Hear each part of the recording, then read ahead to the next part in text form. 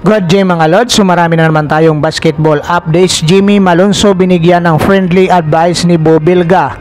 Bad news para sa San Miguel Bearmen, Junmar Fajardo isang buwan hindi makakalaro ngayong PBE Philippine Cup at Coach Tim Con ay perfect coach ng Gilas ayon kay Coach Brian Gorgian. Ito ngayon mga lods ang ating pag-uusapan sa video natin ito. Ngunit kung bago ka pa lang sa aking munting YouTube channel, humihingi po ako ng like, share, and subscribe. Maraming salamat.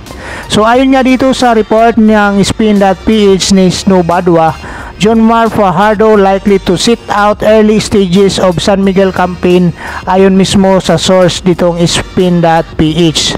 So ngayon nga mga lods, dahil dito sa balita ay alanganin nga makapaglaro itong si Junmar Fajardo sa pagbubukas ng kampanya ng San Miguel Bearmen para sa PBE Philippine Cup, dahil ayon sa source nga ng Spin.ph na si Junmar Fajardo ay hindi nga nakapag-practice simula noong Lunes dahil sa ang kanyang MRI scan ay kinumpirma na mayroon siyang calf muscle injury na nakuha nga niya ito mga lods sa nakaraang PBE Commissioner's Cup Finals kung saan ay kalaban nila dito ang Magnolia Chicken Templados. Kaya kung matatandaan natin nga mga lods ay hindi rin nakapaglaro itong si Junmar Fajardo dito sa Gilas, Pilipinas para sa FIBA Asia Cup Qualifiers first window dahil dyan sa kanyang tinamong injury din sa katatapos lang na PBE Commissioner's Cup. Kaya ngayon itong si Junmar Fajardo mga lods ayon dito sa source ay aabot ng 3 linggo hanggang 1 buwan na hindi maaaring makapaglaro muna dito sa kupunan niyang San Miguel Bearmen dahil dyan sa kanyang natamong injury. So ayon dito sa magkaibang source, projected ng mga 3 linggo o 1 buwan ang pagpapahinga na at hindi makakapaglaro si Junmar Fajardo simula sa March 15 yung opening games ng San Miguel Bearmen dito sa PBE Philippine Cup. So kailangan niya magpagaling at least 2 weeks din 1 week recovery. Yun na palang do you mano na magkakaroon ng assessment ayon sa source kung pwede na siya makapaglaro. Matatanda na hindi din nakapaglaro itong si Junmar Fajardo mga lods doon nga sa FIBA Asia Cup Qualifiers dahil dyan sa injury. So ayon dito sa source, injured pa rin itong si Junmar Fajardo. So gustong ipacheck ng management kung okay na nga ang lagay niya bago siya isalang sa laro. Hindi na siya bumabata ayon dito sa source nga mga lods. So tama nga naman. So itong si Junmar Fajardo ay prone na nga ngayon ng injury dahil nga rin sa nagkakaedad na rin siya. Ang kagandahan lang dito ay mabilis ang recovery ni Junmar Fajardo. So ito nga lang ngayon ang medyo natatagalan nga mga lods kung saan galing nga sila dito sa PBE Commissioner's Cup at sila nga ang nakakuha ng kampyonato kalaban itong Magnolia Chicken Templados. Kaya Git Wilson dito kay Junmar Fajardo. So puntahan naman natin mga lods itong pangalawang PBE updates natin o basketball updates.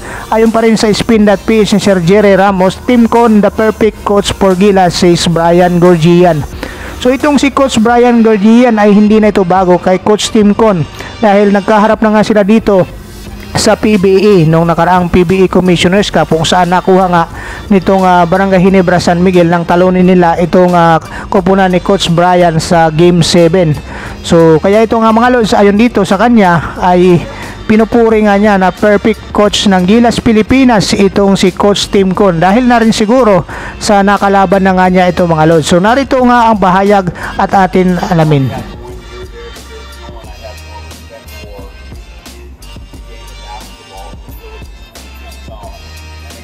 I talked about the environment for our team, coaching staff to learn, and I learned a tremendous amount, and I hope in turn we gave something back in the Philippines and take it home with some people I learned from his success, his Asian Cup, and now what he's done already with the window. I just think the Philippines can go on surge.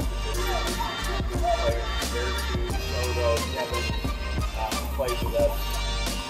Yes. So there's now exciting players that are entering the Philippines team, and I think he's going to be the perfect coach for the future of Philippines basketball. He's been there, he knows the system, he knows the players, he's respected, he's smart, knowledgeable. So again, I'm optimistic.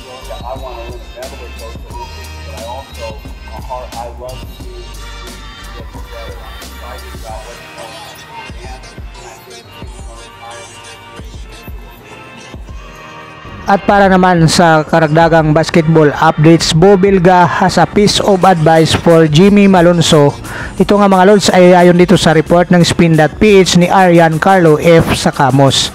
So nagkaharap na nga mga lods itong Barangay Ginebra San Miguel at Rain or Shine Elasto Pinters dito sa PBE Philippine Cup, kung saan ay nanaig dito ang Barangay Ginebra San Miguel sa score na 113 to 107 sa pangunguna nga nitong si Jimmy Malonzo, na galing pa lang ito sa viral na nabugbog nga itong mga lods kamakailan sa BGC. At ito nga kita natin na may black eye pa itong mata niya dito sa laban na ito nga mga lods. So itong si Jimmy Malonzo nga lods ay may score ng 32 points, 5 dito galing sa 3-point shot, 8 rebounds, 4 na blocks, 3 assist at saka 2 steals para sa unang panalo ng kupunan ni Coach Tim Con dito sa PBE Philippine Cup. Kaya itong naging maganda ang performance ni Jimmy Malonzo buhat dito sa kanyang pagkakaroon nga ng hindi magandang experience at miscommunication nga ang tawag na doon mga lods. So ayun naman dito mga lods ay nagkaroon nga ng hindi magandang sa palitan din ng salita itong si Bo Bilga at saka si Jimmy Malonzo sa labanang ito dahil dito sa inbound play. At ito naman ang paliwanag ni Bo Bilga ayon dito sa Spin.ph.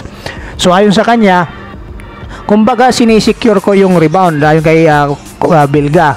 Siyempre kung ako ang may bola, they were trying to get it from me. Kailangan ko proteksyonan pero hindi naman siguro aabot sa suntukan. So ito yung paliwanag ni Bo Bilga patungkol nga dyan mga lods sa naging reklamo na nagkaroon sila ng interaksyon nitong si Jimmy Malonzo. So yun ang sinasabi ni Bo Bilga, which is sa atin naman mga lods tama lang naman yun, wala namang sports lang, wala namang nasaktan doon.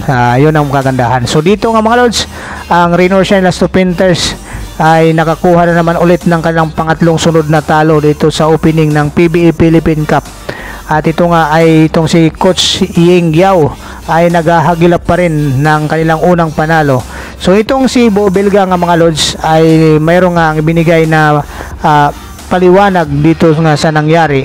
Kahit sabihin natin magkalaban sila nitong si Jimmy Malonzo, ay sa hard court lang itong si Bo Bilga. Medyo matigas pero hindi mayroon din tong pusong mamon. So itong si Coach Ying Yao hanggang ngayon ay naghahagilap pa rin mga lods ng kanilang unang panalo at nasayang nga itong magandang laro ni Anton Asistio na mayroon 21 points, 5 dito galing sa 3 points, 4 na rebounds, 2 assist. So ito na rin ang ikatlong talo nila. So ito ngayon ang paliwanag ni Bo Bilga patungkol dyan mga lods. So alam mo naman yung sitwasyon ni Jimmy, wala namang may gusto nung mga ganong klaseng sitwasyon. As much as maiwasan ito yung ganong klase trouble, so iwasan mo. So pero nangyari na yon, so it's a lesson for Jimmy na dadalhin niya habang buhay. So yun nga sinasabi nitong si Bo Bilga kay Jimmy Malonzo.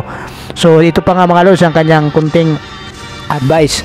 Siguro pag may mga ganong klase ng try to protect yourself, yun lang para sa akin kasi hindi na alam kung ano mangyayari at nakita mo naman sa video kung ano ang nangyari. So kung maiwasan, katulad yung sinasabi nitong si Bo Bilga, iwasan at proteksyonan yung sarili. Yun ang sinasabi na magandang advice nitong si Bo Bilga dito sa kay Jimmy Malonzo.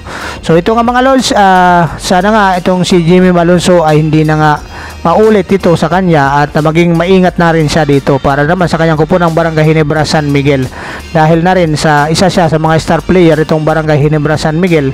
At asahan nga tulad ng mga balita ng mga lods, marami ang pupwede mainggit dito sa kanya. So maraming salamat mga lods, hanggang sa muli natin mga basketball updates. God bless you all, bye bye.